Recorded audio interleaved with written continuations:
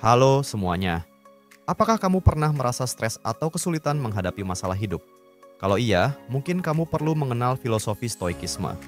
Stoik adalah filosofi yang sudah berusia lebih dari 2000 tahun, tapi masih sangat relevan untuk membantu kita hidup lebih tenang dan bijak di zaman modern ini. Di video ini, aku akan bagikan prinsip-prinsip Stoik yang bisa mengubah cara pandangmu terhadap hidup. Yuk, simak sampai habis. Pertama, Stoikisme mengajarkan tentang fokus pada hal yang bisa kita kontrol. Dalam hidup, ada dua jenis hal, yang bisa kita kendalikan dan yang tidak bisa. Pikiran, tindakan, dan respons kita berada dalam kendali kita. Sementara itu, cuaca, opini orang lain, dan kejadian tak terduga di luar kendali kita.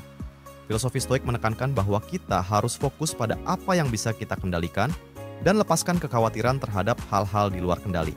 Misalnya, jika ada orang yang mengkritikmu, fokuslah pada bagaimana kamu merespons, bukan pada kritik itu sendiri. Kedua, terima ketidakpastian hidup dengan ikhlas. Stoikisme mengajarkan bahwa hidup penuh dengan ketidakpastian dan perubahan.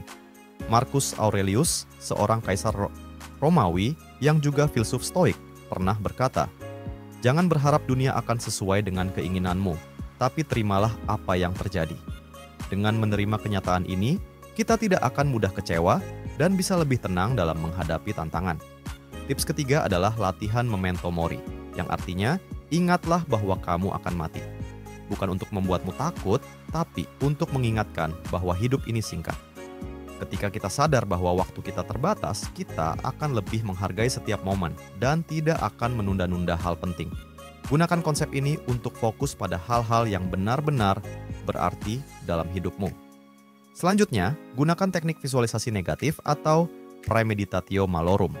Ini adalah latihan mental di mana kamu membayangkan hal buruk yang mungkin terjadi.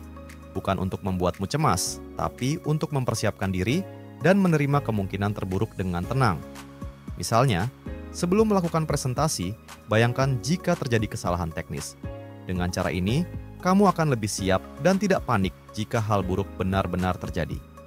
Yang kelima, praktekkan konsep amor fati atau mencintai nasib.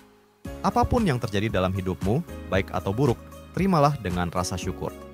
Epictetus, seorang filsuf Stoik, berkata, "Jangan berharap hal-hal terjadi sesuai keinginanmu. Terimalah apa yang terjadi dan cintailah itu." Dengan mencintai nasibmu, kamu bisa menerima kenyataan dengan lapang dada dan merasa damai, apapun situasinya.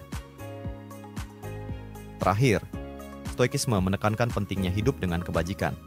Hidup yang baik adalah hidup yang dijalani dengan prinsip kebijaksanaan, keberanian, keadilan, dan pengendalian diri.